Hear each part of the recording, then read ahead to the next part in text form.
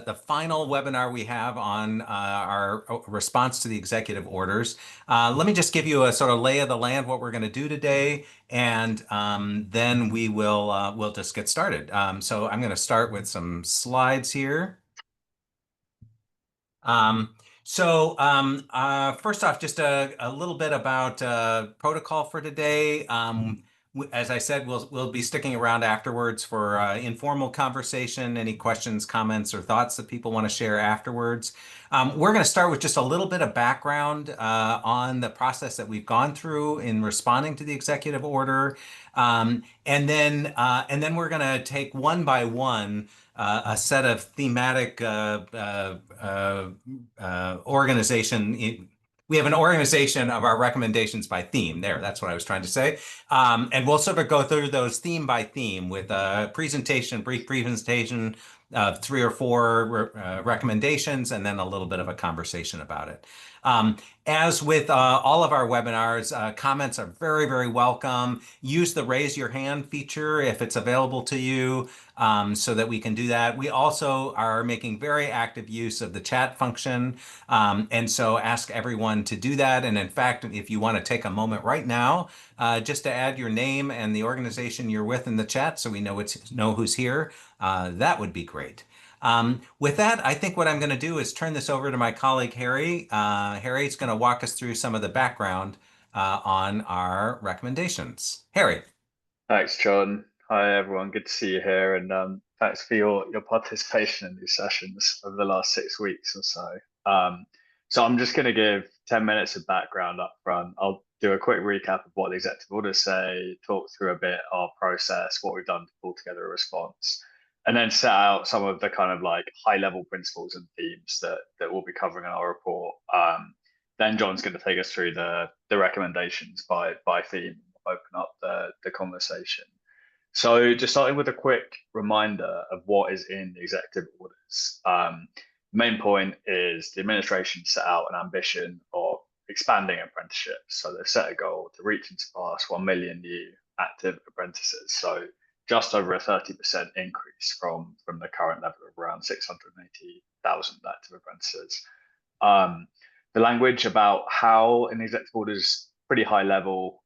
It commissions a report from the Department of Labour, Commerce and Education about how to achieve this, looking at expanding apprenticeship in new industries, how to scale the model. There's some notable bits of text on, better linking up education and apprenticeship, possibly redirecting funding, opening up higher education and CTE funding to apprenticeship.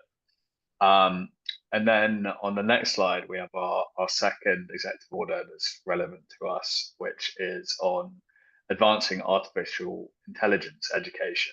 So most of this is, about AI in education a bit more broadly, but there's some quite specific text on apprenticeship that's relevant to us. It sets a direction on increasing participation in AI-related apprenticeships. We've had some great sessions getting into the detail of what does that mean? What occupations are we talking about? And then setting out some specifics on this. The DOL is looking at establishing specific goals for growth in AI, using intermediary contracts and discretionary funding, and then looking at whether there's a kind of industry developed standard approach that can be used across an industry on a nationwide basis. So that's a really quick summary of what the executive orders set out. So talk a bit about the work that we've done over the last 6 weeks that you've all been involved in. Firstly, we've done a lot of analysis in the background. So we're working on a report for later in the year, a growth report that's really looking at a kind of broader ambition, AFA's goal of how we get to 4 million active apprenticeships. And we brought that forward and are going to kind of tease some of that in the report we're doing for the executive orders. But we've looked at, what does the kind of trajectory of growth look like? How ambitious and achievable is that 1 million target? What does that occupational mix look like? Which occupations are we talking about? And where are the kind of specific opportunities for growth? And we combine that with all the consultation we've been doing with the field. So we've run 6 sessions over the last 6 weeks. Got views from a whole host of different actors and stakeholders in the field on that we've used to then pull together these recommendations. Then we've been having a series of conversations with policymakers, with DOL as we go along to gauge reactions, get a bit of a sense of where we are, what they're interested in, and also importantly what the kind of limitations to what's in scope are. So I think firstly, just an overall point on kind of the relationship between these executive orders, the ambitions for growth now, and broader ambitions. We want to be really clear in our response and in any recommendations that we're making that this, setting a goal of 1 million and the measures that we pull now is really positive, but we should see that as a stepping stone.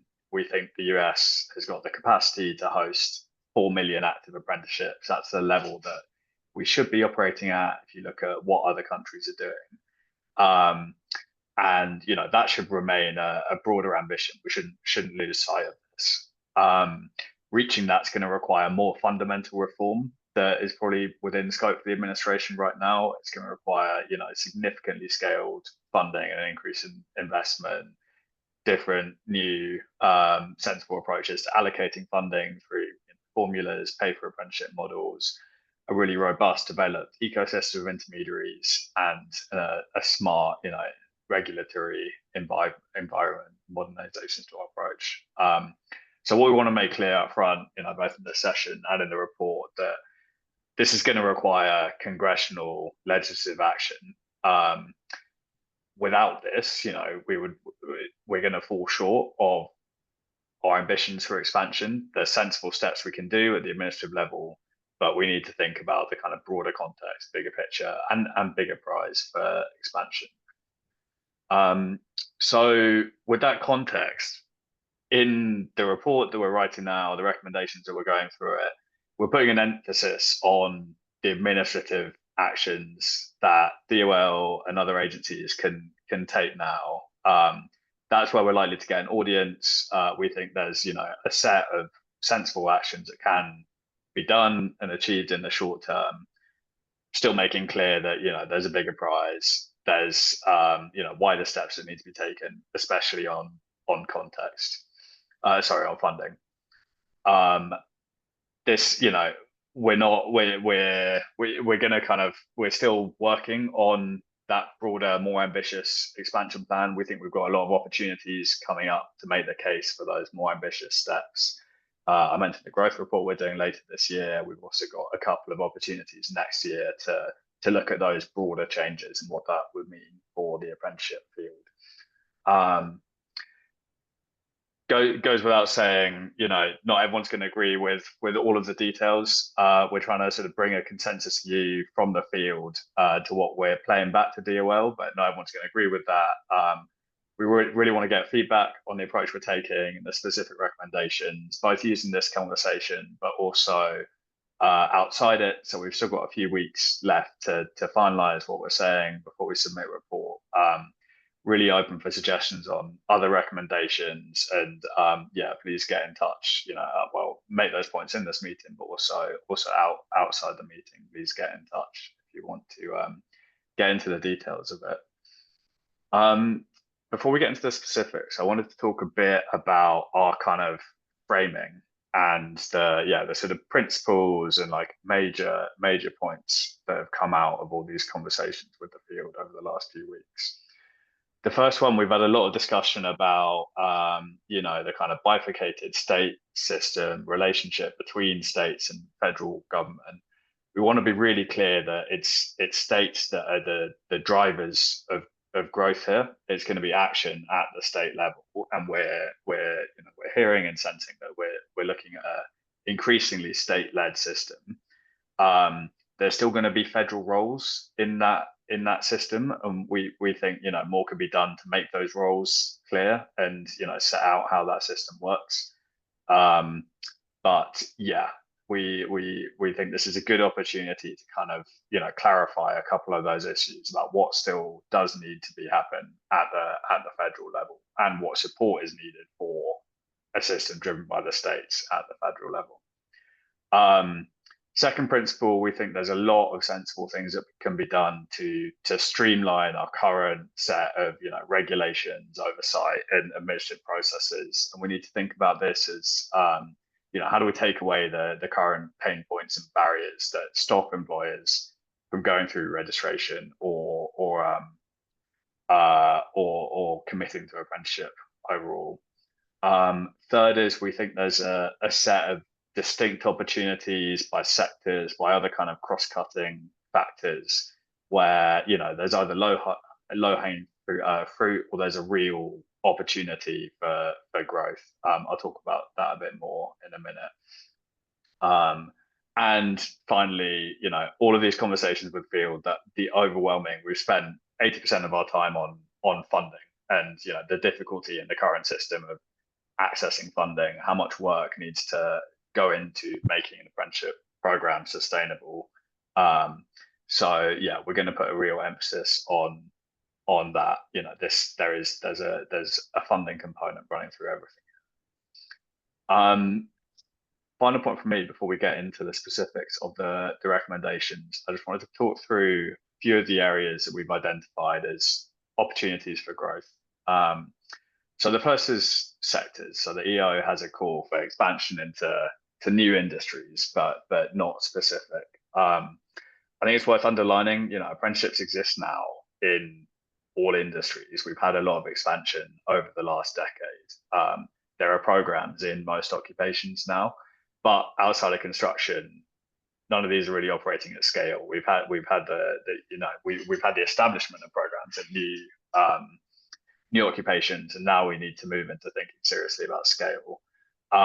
Based on analysis, both of the US labor market, what other countries are doing, sort of principal occupations, we've landed on a few sectors that we think should really be prioritized: education, healthcare, manufacturing, business services, and hospitality.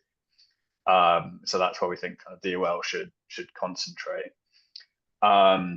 Another one we think is a real opportunity and should be a focus is community colleges. They have, the infrastructure and the expertise to scale apprenticeship quickly, but it's still a really small area. So only about 3% of our current active apprentices are being sponsored by a community college. We think there's a window of opportunity there to really scale up. Another one where, again, we've seen a lot of progress and we think it could go further is public sector employment, public sector apprenticeships. We've seen lots of progress at the state level here. We think that could be expanded out to other states. We're making a few recommendations about how we think DOL could encourage that. Youth is a topic that's come up a lot in our conversations. The size of the prize is huge here, especially if we can align with some of the kind of existing funding, high school funding that can be used more in apprenticeship. That could be a real that could change the game in terms of expansion. Two final ones. One is improving completion. It's probably not something we've talked about so much in our conversation, but it's something that we should be thinking about in itself. We have an issue with low completion and that affects outcomes. It's also very relevant, in a conversation about expansion. If we can improve our retention and completion rates by even a few percentage points, that makes quite a significant difference. And then final point is unregistered apprenticeships. So we think we've got about as many unregistered apprentices out there as active registered apprenticeships. If we can make some changes that make that conversion more attractive for employers, if we can streamline regulation in ways that help them, and more importantly, make sure that we're properly incentivizing registration, because that's how we're setting our quality bar. We've got an active source of apprenticeships already there and out there, and employers who are very, very close to our system. So yeah, those are some of our kind of, high level principles and target areas. We're now going to spend some time getting into a bit more detail on our actual recommendations. So John, I'm going to pass back to you. Great. And as I said, somewhat clumsily, we've tried to organize these under sort of a couple of themes, just sort of to guide the presentation. So what we'll do is I'm going to present very briefly the recommendations under each theme. We'll take a minute and spend a little bit of time just getting any feedback or reactions. Again, feel free to use the chat. Feel free to raise your hand if you have that feature available to you, or just start talking, and we'll take your comments. There's a good number of us on the phone, but we're not in such large numbers that I don't think that'll be too unwieldy. So let's start with basic, goal management here. One thing that has come up in a lot of our conversations is just a little bit of lack of clarity around what this 1 million active apprenticeship goal refers to. So we just asked for some clarity around that. And in particular, we are encouraging that the administration be thinking about this as a goal to be achieved by 2029. So that just puts a time frame on it and gives us a way of focusing our attention on that.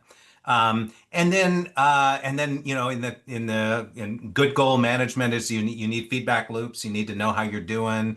One thing that has stopped in the last couple of months is publishing some of the data on apprenticeship.gov. We think that needs to resume so that there's a dashboard and a way for us to be keeping track of how we're doing, and also just giving the field a chance to be able to look at the public data set and be able to use it. Let me just ask if there's any feedback, reactions, or thoughts on these two, let's call them more process-focused goals within our recommendation set. Any thoughts on that? I did see a thumbs up, so thank you, Debbie, for the thumbs up. Appreciate that. Any other thoughts or reactions? Let's Yeah, pick just up with regard Helen's to point. with regard Sorry, to the publishing data, just to make sure that the data is being published by the U.S. Department of Labor has been confirmed by the states for accuracy. That's been a question of most state apprenticeship agencies. Just ask the directors of the 33 SAAs. Yes, we know That. that's right. Okay, no, that's great. That's we can work in some text that focuses on that. That's great. Yep, great. Other reactions or thoughts? I think there was somebody else who was going to speak. I was just coming in on Helen's point in the sidebar about, is it 1 million apprentices per year or new starts? So I think we're talking about reaching and sustaining a level of 1 million active apprentices. So that's active rather than new.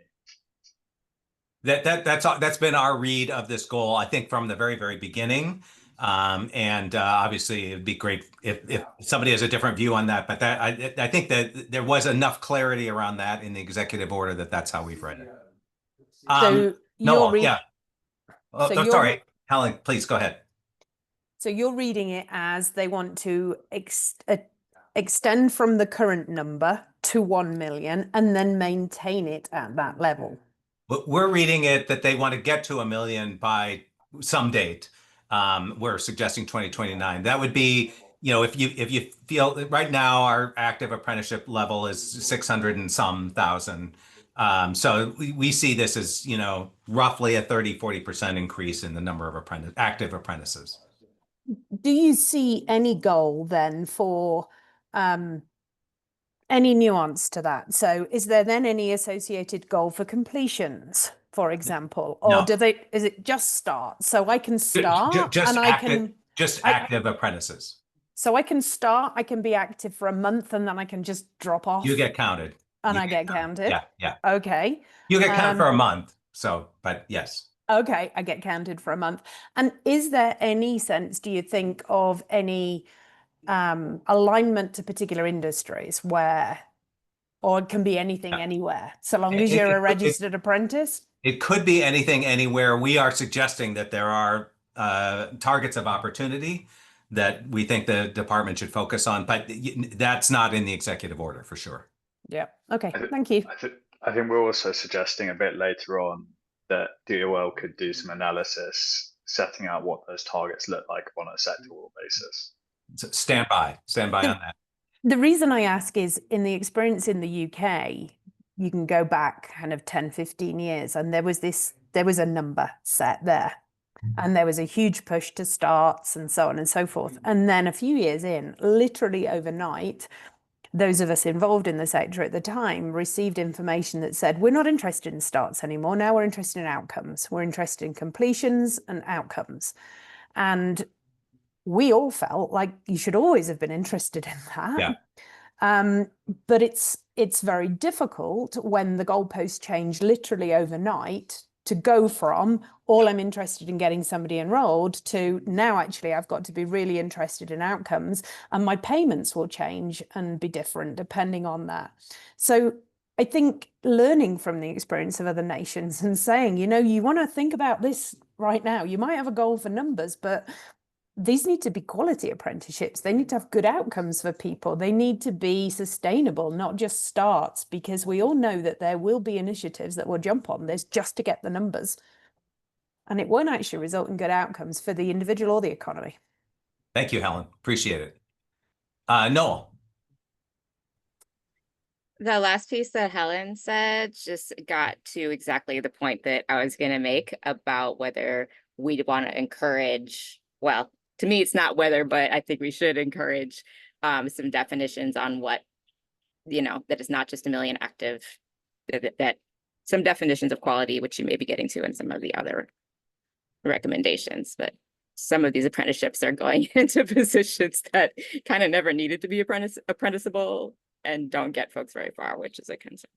So appreciate that. And actually, after you've seen a few more, let us know if you think we've gotten to this, because I'm not sure how much we've actually focused on that. So that could be, anyway, that's a helpful bit of feedback. Great, thanks. All right, I'm going to move us along just in the interest so we can get to all of our goals. Our next sort of grouping is around the states.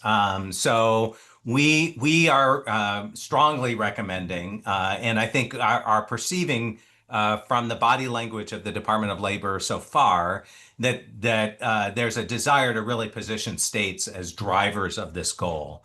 And we have a couple of suggestions about how the department can act on that impulse. The first is we think the state apprenticeship expansion grants that we've now seen over a couple of cycles, that these are actually really good mechanisms for delivering resources out to achieve this goal. And we are recommending that really be seen as the primary funding mechanism of the Department of Labor.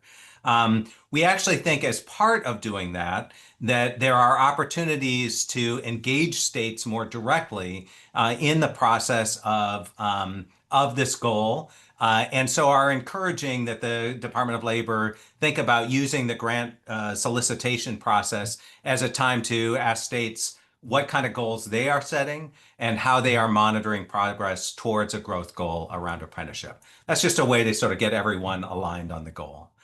The second thing is that we think with increased support for the states, there's an opportunity also to think about is there a sort of an accountability structure that we might want to put into place around those grants.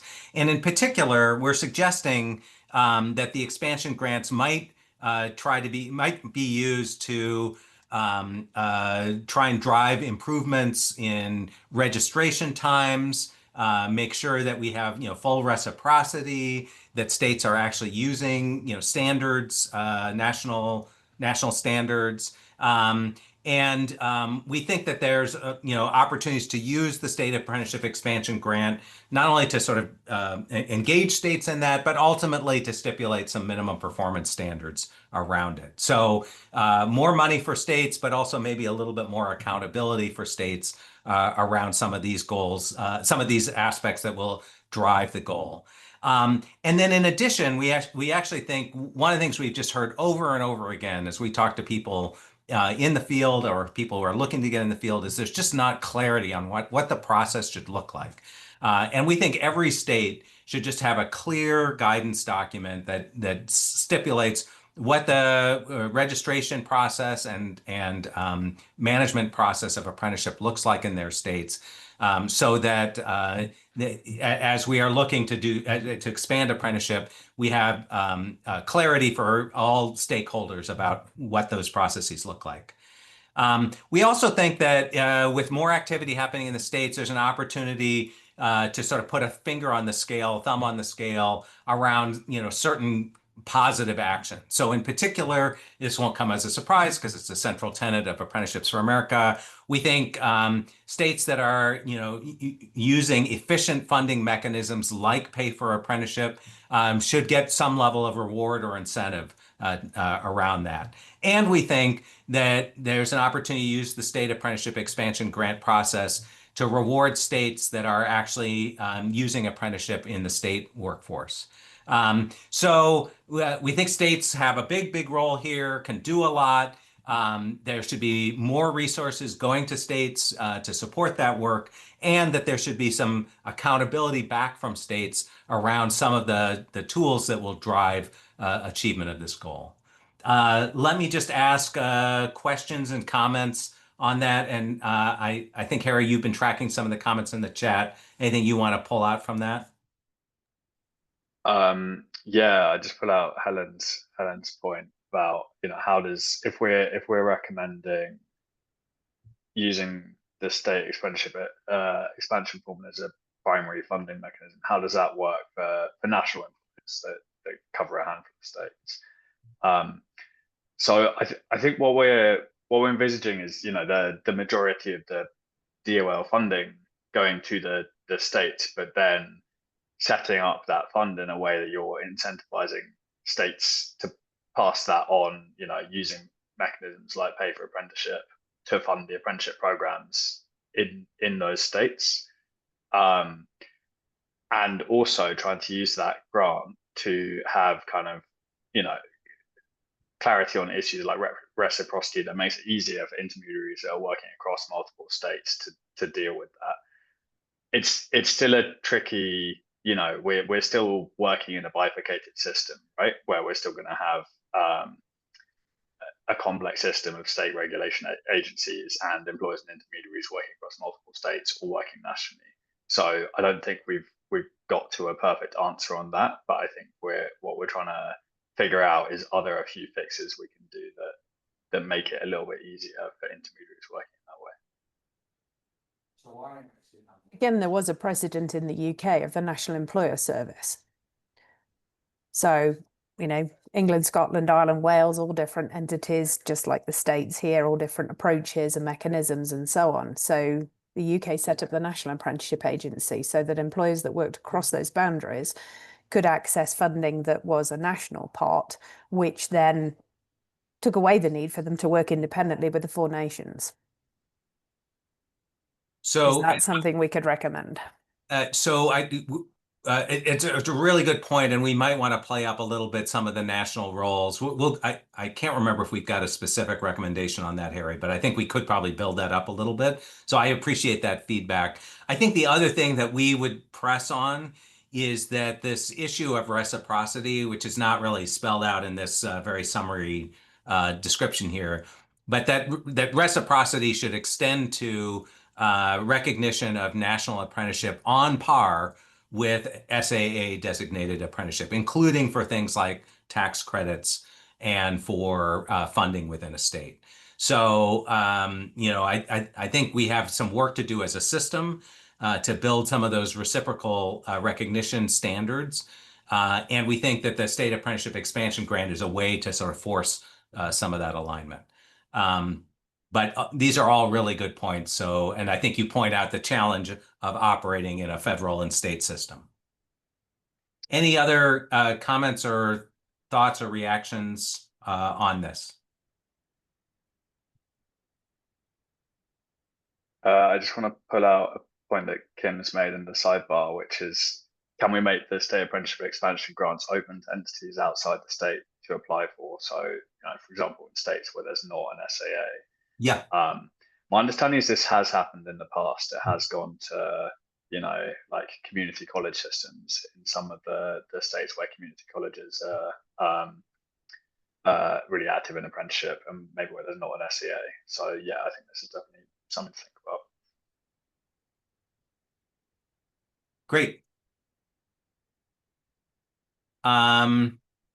So and then and so yeah, I think that the danger of getting into a lot of detail in these recommendation documents is that where you open up a big can of worms. So Demetra, I think you raise like, well, how does reciprocity work, and what would be the conditions, and what would that look like? And this is clearly not a place where we can lay out that level of detail about reciprocity, but we do think that and we want to be encouraging that the department should have some standards around what reciprocity looks like, and should be driving those standards through the state apprenticeship grant system to force an alignment across national and state efforts. All right, I'm going to move us along unless there's any other thoughts or reactions on this. Great. This comes back to the slide on targets of opportunity that Harry mentioned. We want to lay out that meeting the goal, the ambitious goal that's in the executive order is going to require some level of focus for the department, and we think that there are ways to drive that focus, in particular around industries. We would be encouraging of the department. Not in some Soviet style sort of economic planning mechanism, but to have goals for particular industries. This is just a way then of tracking progress in those industries, and we think in setting those goals, this is an opportunity to engage trade associations, industry leaders, and others in the development of those goals to secure broad ownership of those goals. And we think that there's an opportunity to return to some national grant making from the Department of Labor to advance growth targets within particular industries. And then we also call out in our recommendations a focus on that retention and completion objective. So getting a little bit, maybe not fully, but a little bit to the question of quality. Because actually, if you have higher levels of retention and completion, you actually increase your active apprenticeship numbers, and not by a little. And so we think not only is this good for the goal, it's good for the quality and for the outcomes of the field. Any thoughts or reactions to these sort of focal points for work by the department in order to achieve the 1 million goal?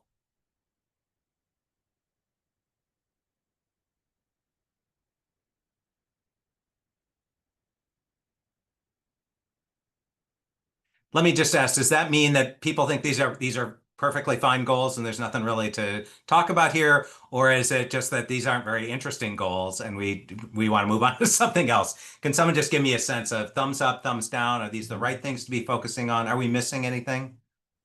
I think it's the right thing. I think it looks like you're hitting what needs to be hit without getting into too many of the side issues that could derail it. Any other thoughts? Thumbs up from Bessa. Thank you. Appreciate it.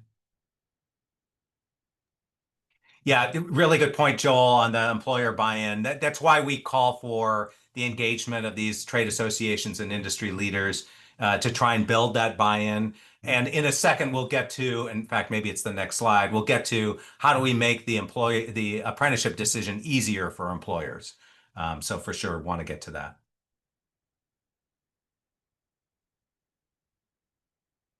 Okay, I'm going to move us along.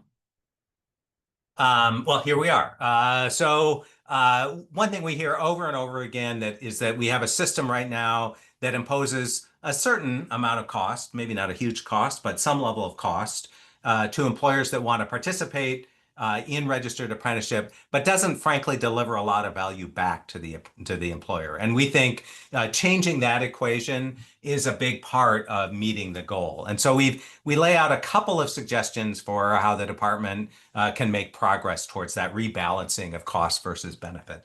The first is we think pay for success funding models is a big part of the way of putting out resources to support the apprenticeship decision by employers.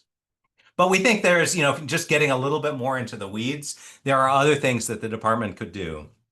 So we hear over and over again that one of the barriers, particularly for younger apprentices, is the workers' comp insurance system and a need to sort of address insurance questions. And it turns out from time to time, the department has taken on these what seem like sort of private sector, private decisions, uses its convening power, and is able to fashion solutions outside of a funding or regulatory process just by bringing people together for problem solving. And so we think the insurance question might be one of those places. So we think it's actually worth some study to see whether or not there is enough insurance experience with people who are in registered apprenticeship that might suggest that there's actually opportunities to look at repricing insurance for folks in apprenticeship and extending better insurance or more affordable insurance coverage, particularly for younger workers participating in apprenticeship. So we're going to recommend that.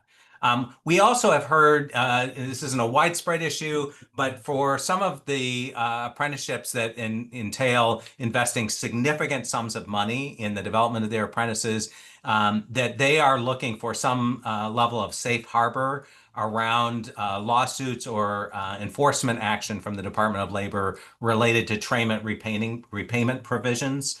That might be part of an employment agreement with an apprentice. And so we're suggesting there's an opportunity here to try and frame what would be,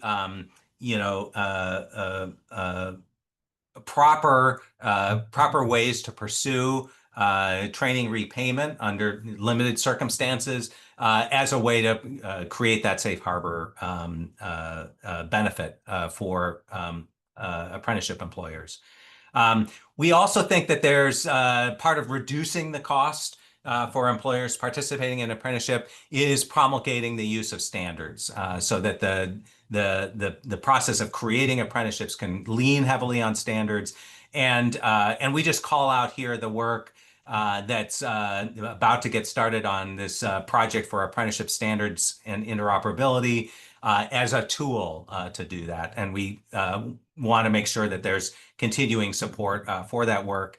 And then finally, we think that the Department of Labor should be working with NASTAD and state leaders just to sort of organize in a little bit more efficient fashion the inventory of available apprenticeship funding resources that are out there. Some of those are federal, but a lot of them are state.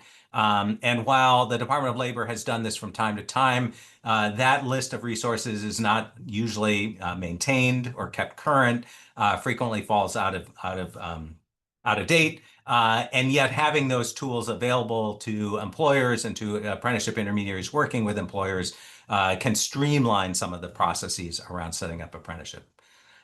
So again, I'm going to stop here and take comments or reactions. And Harry, if I can just ask you anything in the comment section, in the chat section that we should respond to here. I just want to pick up on Rick's point that in the session we ran on funding, there was a lot of concern about how difficult it is to use the WIOA system to fund apprenticeships. So I think what we're trying to make clear in the report is that the field is concerned about what the administration has been talking about is Make America Skilled Again block grants, and if that ends up being trying to essentially fund apprenticeships through the WIOA system, our experience to date so far tells us that that's not really going to end up being used on apprenticeship, and apprenticeship needs its own distinct funding sources. And I think we're going to be pretty explicit about that in our recommendation document. So I know there's some people on the call here who are working mightily to try and get our workforce system better aligned on apprenticeship, and that's great. And we see pockets of really great work happening across the country, but we really can't say that as a national system that has been particularly well leveraged for apprenticeship. And I think we do need to represent that. Thank you. Anything else? Any other comments on this question of how do we make the employer decision easier either by providing some benefits or by reducing the cost of apprenticeship engagement.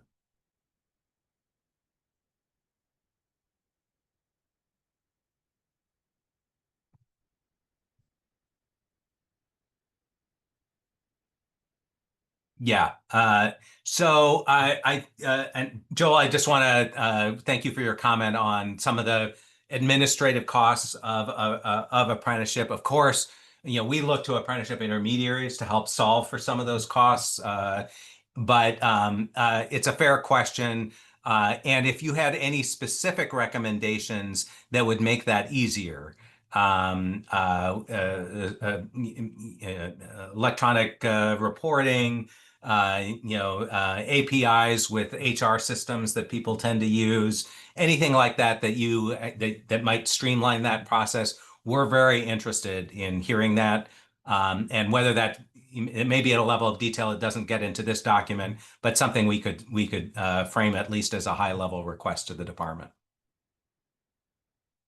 All right. Any other thoughts or questions on that? I just want to comment on Noel's point that there's a risk in incentives and pay for performance that can lead you to enrolling people with the fewest barriers, and we need to have an awareness of equity here.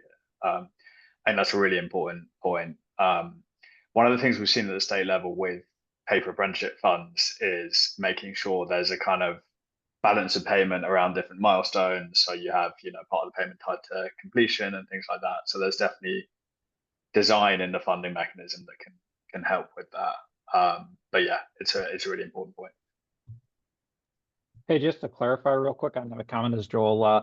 Oh, hey, Joel. I meant the incentive as in we have like, for example, one of the workforce boards here, if they hire an individual, they'll pay the employer for they'll pay the employer $10,000 or waive wages for 4 months or something like that. And the employer, basically feedback me from employers is, and again, we're just trying to place apprentices that have gone through a pre-apprenticeship program.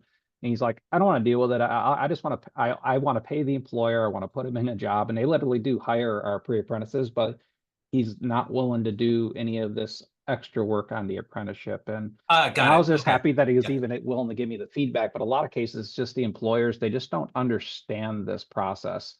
And I always say you need like a Madison Avenue marketing campaign, so employers can literally understand why they even want to be on board with this, because they just want to hire the person.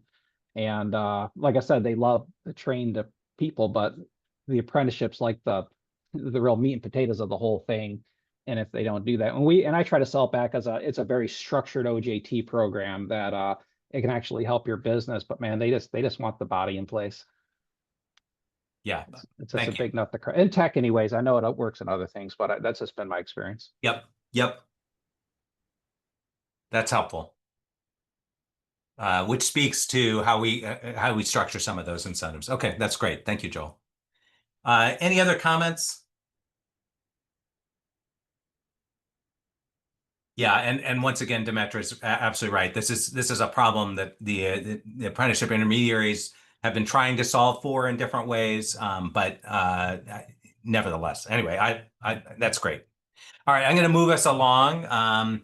This falls under our sort of clarification plank. One thing we heard from the Department of Labor is it's hard for them to make big shifts of money or make big shifts in regulation.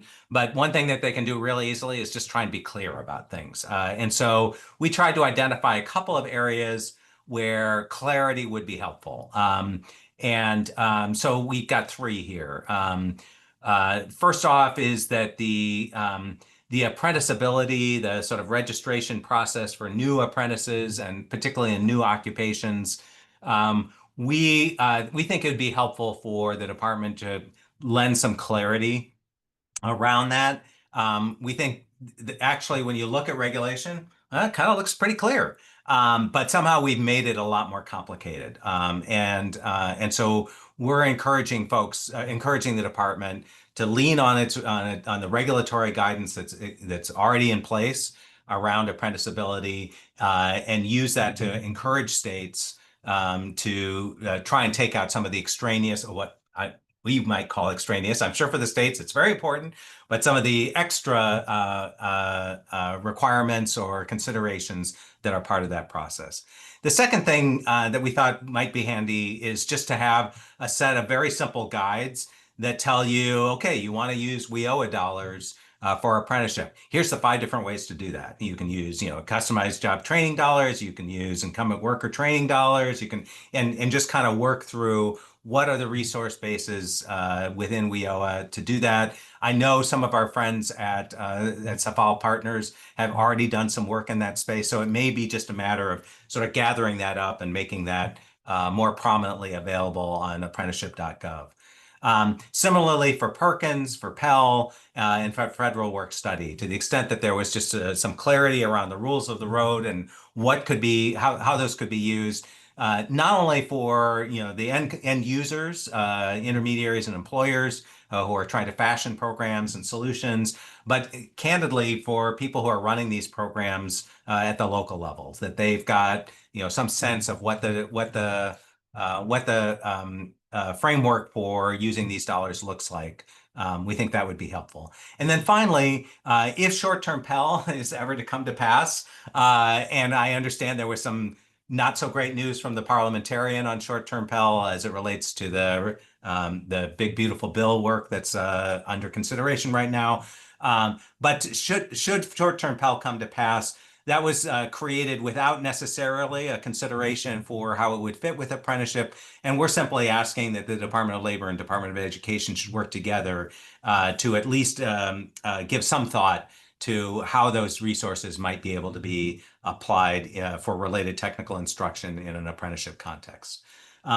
So that's our sort of clarification. Would love to hear if there's other things that you consistently get, conflicting advice on, or you have somebody you're working with locally that maybe just isn't clear on sort of how they might be able to use resources to support some of your work. Any other areas where clarity would be helpful?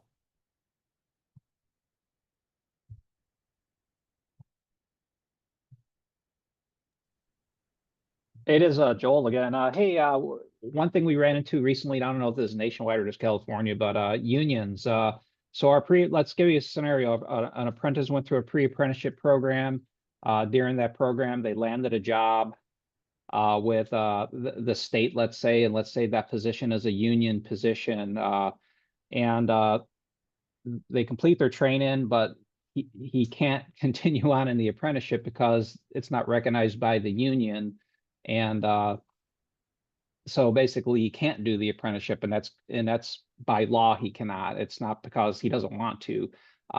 It's because the law in California will not allow him to, unless it's an apprenticeship that was already bought into by the union, which means it's an organizational apprenticeship that the union's already covered.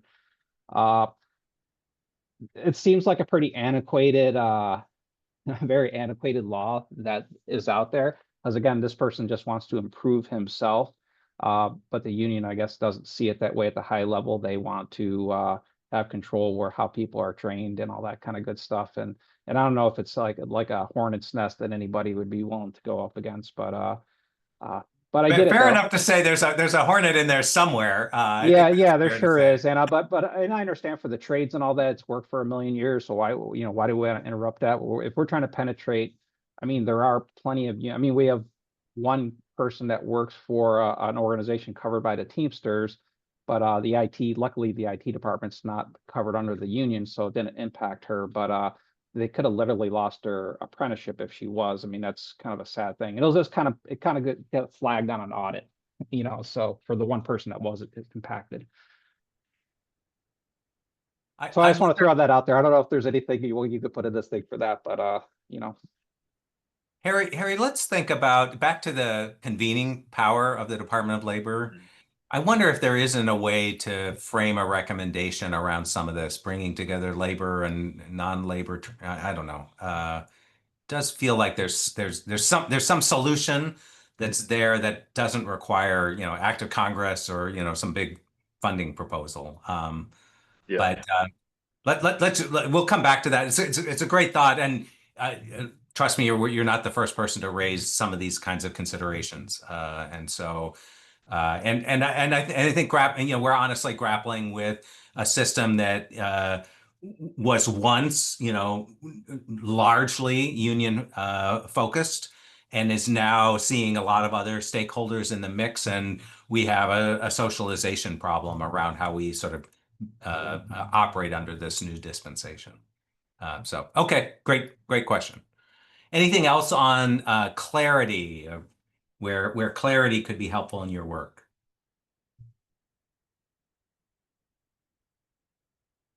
Okay, I'm going to move us along. We're getting close to the end of our recommendations.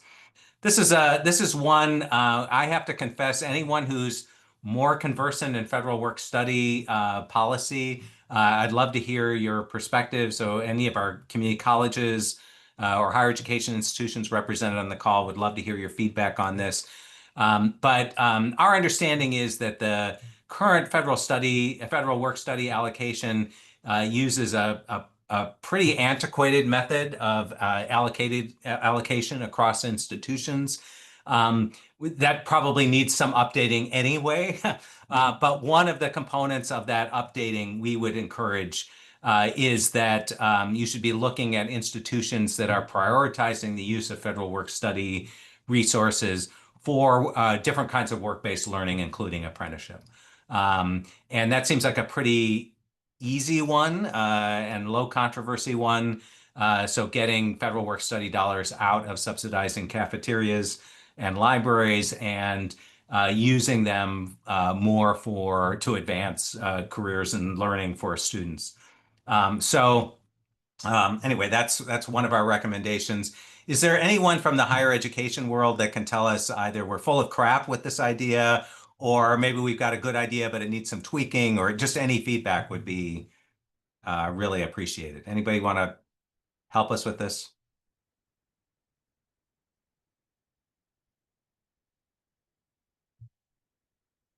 All right, we're continuing to work with folks who know more about this space than we do, but we'll keep at it. It's something like this is probably going to end up in our recommendations. And then finally, we have a set of recommendations that really are intended to speak to the executive order on artificial intelligence. And again, I think there's some people on this call who know a whole lot more about this area than we do, and so really appreciate feedback or reactions on this. But we have a couple of ideas here. The first is recognizing that AI really is likely to affect, it's already affecting almost every occupation that's out there. We think that the regulated nature of apprenticeship should not get in the way of promoting the adoption and adjustment of competencies in light of AI's expansion. And so we're encouraging the department work with the states on coming up with a process that allows apprenticeships to update their program standards in an expedited way to reflect certain AI core competencies that any occupation should be wanting to work on or work under. And let's not let our regulatory processes get in the way of adjusting our programmatic work as it relates to a very rapidly accelerating development. The second thing is that we do think that there's some work that could be pursued under an apprenticeship degree focusing on AI. We actually think the National Science Foundation is best positioned to advance some of that work. And so we're encouraging that the department's recommendations include the use of National Science Foundation funds to advance apprenticeship degrees in AI. And then related a little more directly to our work on apprenticeship, non-degree apprenticeship, we have heard from many of you that there is this emerging occupational niche around IT professionals who are fashioning AI tools, who are supporting AI integration with existing systems. And we think, as a matter of, national economic competitiveness, this is an area where some national grant-making dollars could be used to accelerate work around and demonstrate some of the work around these occupations as application as places where you could use the apprenticeship model. The last thing we'll say, and again, would love to hear from some of the state agencies represented on the call here.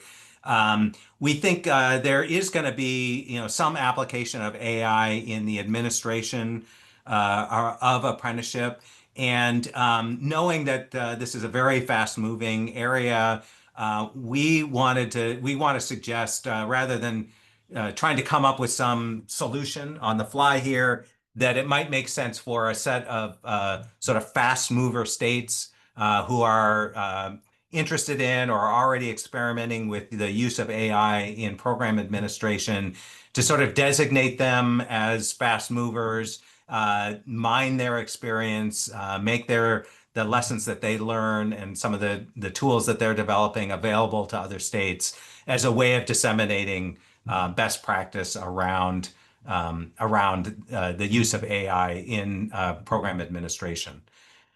So that's our sort of AI take on this. Any reactions or thoughts on this? And yes, just recognizing, yes, the NSF has taken it on the chin. We think we need to give the NSF some things to do that this administration wants to fund. So let's see if this is one of those answers. We'll see. Any other thoughts or reactions on this from our tech related apprenticeship intermediaries or from our state policy folks?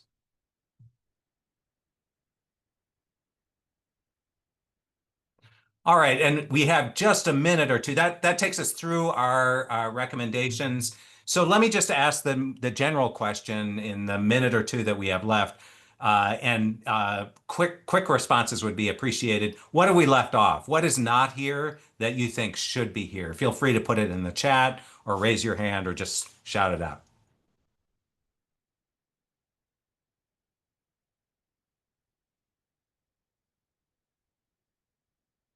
Any thoughts? I do have one thought in terms of use of like Pell Grants and work study. Just one consideration to think about, and I don't necessarily have the answer on this, but is just making sure that the use of those funds towards individuals pursuing apprenticeships doesn't preclude them from being able to fund further education down the line. So I do get a sense sometimes from this administration that there's a desire to kind of keep people out of higher education, whereas feel like a lot of us in the apprenticeship, a lot of people with apprenticeships want to create opportunities for people to build skills and then potentially continue to build their education down the line. So that I don't know the answer, but that might be something to think about in terms of the advisement on that. So like some sort of exception to the lifetime Pell for folks who are using Pell for apprenticeship. I love that idea, Hannah. Thank you for raising that. That's great. Yeah. Any other and honestly, I think that's. I mean, I have no idea how hard that is. I have no idea what those regulations look like. My guess is they're really nasty, but I love that idea. I think that's great. Any other thoughts? Well, we are at time here, so I'm going to respect your schedules. Thank you, everyone, for participating in this session. Anyone that wants to hang out and chat with Harry and me and give sidebar conversations, we'll take the recording off, so you will not be on record. And we welcome that. Meanwhile, just to let you know what the process looks like, our understanding is the department is working with a goal of having its recommendations done by mid-August. Our plan is to have our recommendations to the department by shortly after the 4th of July. So we are working mightily to get that. We will also be sharing these recommendations with a variety of other audiences, including folks in Congress and with some of our friends in industry trade associations. And so we'll be working on that as well. I also want to say you are free to also make your own recommendations to the department on the executive order. And if you're just looking for mechanics on how to get a letter to them and who to address it to and that sort of thing, we're happy to help with that. Obviously, we'd love to have a copy of your letter just so we know what other people are saying. And we expect that there will be continuing engagement with the field around the executive order. And once the plan is been published, we'll certainly have further word on developments then.